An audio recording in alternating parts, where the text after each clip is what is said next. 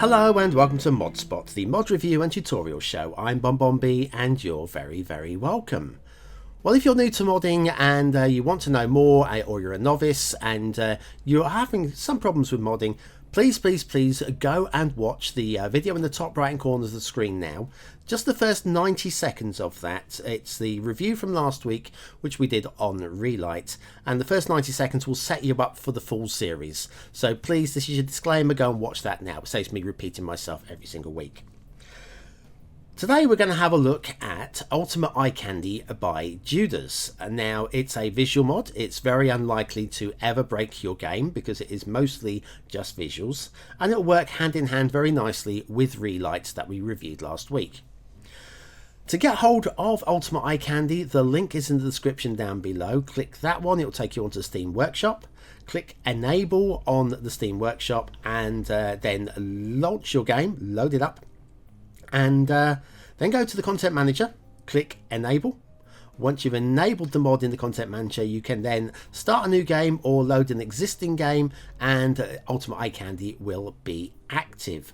Of course, while you're on the workshop, if you want to like up the mod, that'll be an extra bonus point, and Judazzz will thank you personally with £100 cash. I'm just kidding. He probably won't. Okay, almost certainly won't. Let's have a little look at Ultimate Eyecandy, shall we? It's much simpler to cover, so it'll be a much shorter show than last week. Down here in the bottom right hand corner of the screen, we have a little button here that has a sun with a cloud going across the front of it. That is the Ultimate Eyecandy button that brings up the pop-up box. There it is, the GUI. Now, this does drag. If you want to drag it around the screen, you can. In fact, what I'm going to do, though, is I'm going to pause the simulation so that we get slightly less lag while doing this tutorial. So, what does Ultimate Eyecandy do? Well, it is a whole bunch of what I'm going to call basic settings. Not as complicated as Relight last week, and most of it is very obvious, as you'll be able to tell. First of all, you have the time of day slider. Now, I can't show you Nightfall, unfortunately. I am currently using the old version of Daylight Classic for reasons that we'll cover in a future show. Daylight Classic, the current version, works absolutely fine and will give you Nightfall and beautiful sunsets. But you can slide that slider from left to right. You can see the shadows. Have a look down here at the shadow on this tree down here. The shadow, that's the afternoon shadow. And then we've got some morning shadow over that way. You can see the sun it does darken, but I don't get the darkest skies, unfortunately, with this current version of Daylight Classic. Then down here we have the day-night cycle. I've got it paused because I personally don't like building at night, and especially with the bizarre night cycle that I've got here. But that's simple to slide. You can move it from a slow speed of 1/128th speed all the way up through to maybe a 1/8th speed, even half speed, regular speed normal, or you can have the simulation running faster than normal. Now, obviously, the simulation will only run as fast as your PC will allow, so you can set it as high as you like up here, we can have it 128 speed. Well, that's great, but if you've got a huge city, your PC will probably not handle that. But there are options to speed up the simulation if you so wish. I'm going to leave it down on paused because that suits for me. Now, the latitude and the longitude is the position of the sun in the sky. Now, we've had a look at the time of day, and that is whereabouts it is in relation to, is it midday, is it directly overhead, is it low to the horizon for dusk, or is it the other side of the world if it's night time? The latitude and the longitude is where we are in the sky. Let me have a little look up here. Can we see? I'm probably not going to be able to find the sun in the sky, but oh, I know I'm lagged. There we go, back again. Sorry about that. So yes, if we find a tree, I think we'll find trees are good. Save a tree. Subscribe to everything from Mr. Maisel and P. Dalmo. Right, we've got some trees here. The shadow's not very dark on those, is it? So if you find something with a slightly darker shadow, I've got. There we go. Here we go. We've got quite a sharp, defined shadow down here from the edge of this building. Now, the latitude and longitude. Latitude will move the sun across from left to right, and then the longitude from up to down. Does that make any sense? if you know whereabouts you are in the world using latitude and longitude, you can actually set the sun to the right part of the sky using these settings. So yes, you can find the setting that works best for you. Where are we? We'll have the sun fairly low in the sky. How about something like that? There we go. And where we go. That's a different longitude and latitude. It's fairly obvious. Global light intensity and the ambient light intensity are very much self-explanatory. I'm going to just slide these up and down just to show you what the maximum and the minimums are. How you have these set is completely down to you. So that's the global maximum and minimum. The ambient maximum and minimum, really dark there. I'm going to move the global down to minimum as well. Can't see a thing. If you move them both up to maximum, we should, in theory, have a bleached outlook.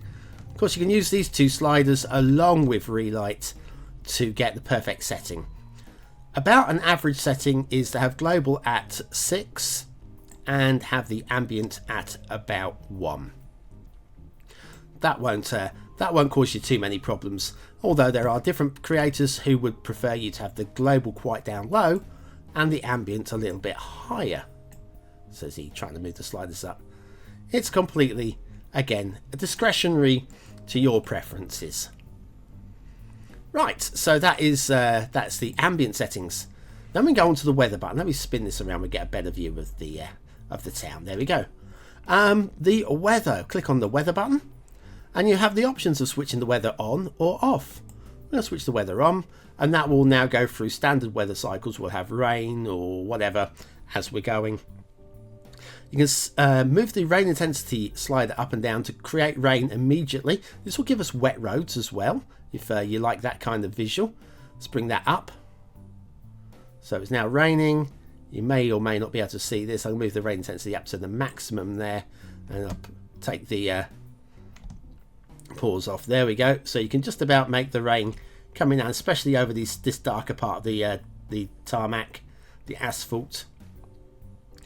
Motion rain blur, again, you can switch that one on and off. You can just make out minor differences. Once again, this is more for your processor power.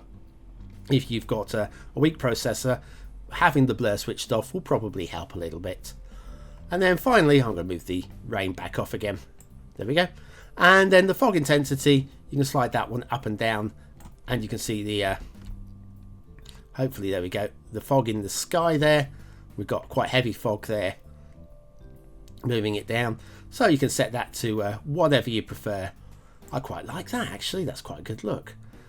Okay, and then on to LUT. Now the LUT is, we've covered this last week. You can change LUTs via the options. If I come up to the top right hand corner, go into options and go into graphics, you can change the color correction override here, but you can use as a shortcut the button within Ultimate Eyecandy, and basically you can just switch between by choosing the LUT that you prefer. Let's go for relight average. There we go. Load LUT, and then we'll choose a different one. We'll come down here and choose a Owl's Cinematic. No, Owl's Retro. There we go. Owl's Retro. Boom. So you can switch between them quite easily, doing it that way like that. Well, let's leave it on relight bleak, I think. And then down here we've got 3 more options. Use the LUT color correction. Well, why wouldn't you? Having it blue is active. Deactivating will just drop us down to a vanilla LUT. So there we go. That's what it would look like in the vanilla settings. Let's have the proper LUT, shall we? Then tone mapping. Tone mapping and bloom are just ways that the game has of giving you a more realistic look, as in how a digital camera would appear. So here we go. If I come over here, I'm going to start off with the tone mapping. If you switch the tone mapping off, you'll see everything becomes a lot more punchy. There we go. Everything's a lot more punchy, almost too punchy, very bleached in areas as well. Tone mapping, the computer works out what a good balance of those colors would be, a more realistic balance of the colors. It's kind of like white balancing, but not. Very helpful, I know. Using bloom, once again, this is be a very, very subtle change. I should pause the simulation again. Switching off the bloom, slightly darker. The bloom is just like a little bit of shine that comes onto the lens of the camera. That's basically the best way I can describe that. And so on to the final part, which is the presets. And that just means that once you've got the settings that you like, you can actually create your own preset and just load it up really easy. We'll call this one tutorial. There we go, tutorial. Hit create. Bang. And there we have. And now we can switch between. I'll go up to asset fill, load that preset. We'll get a slightly different appearance. There we go. That's the bold colors from Assetville. Everybody remember Assetville? Ouch. And then we can go back to the tutorial, which we've already created. Load that one. And there is our new preset. And we'll get the simulation running while I pull back and say my goodbyes. Well, thank you very much for watching, for commenting, for liking and for subscribing. If there are any particular mods that you would like me to cover on this series, please do let me know and I'll try and give them my best possible review and tutorial, of course. Anything else that you want to put down in the comments, it really does help. I do listen, I do read and I do listen. I may not be able to reply to everything, but I do my best. So that's it from me. I've been BonBonB. You've been very, very welcome. Join me Monday to Saturday for What Map, where we try and find you the best map for your next city build. And that's it. Thanks for watching. And you've been very, very welcome.